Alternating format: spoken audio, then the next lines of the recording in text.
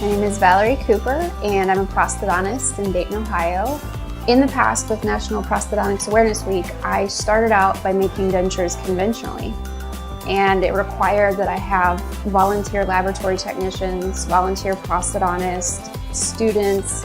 They all came in and helped me during the week to make about 6 to 10 patients new dentures. Because printing has come along so much, I was able to not need volunteer help and use printing as a way to make a lot of dentures for a lot of patients. In fact, more than I've ever attempted during the week. And I was able to do it very cost effectively. You could use the cost savings from printing and then make it gorgeous. Using digital has streamlined things to the point to where it allows me more time to recreate nature. You still have the human component to all of these processes, but you're using technology to make it easier and better than before.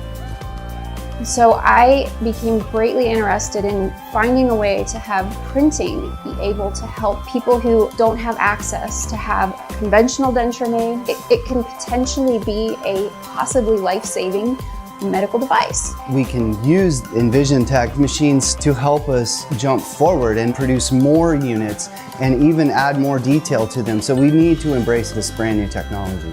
And people who enjoy technology, they can jump right in and do it. And it takes away the errors that you can't control, like getting a bubble in your stone, and makes it easier for people. So that, get this, dentures might become fun.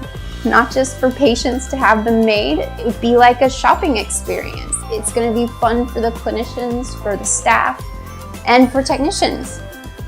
I think that's awesome.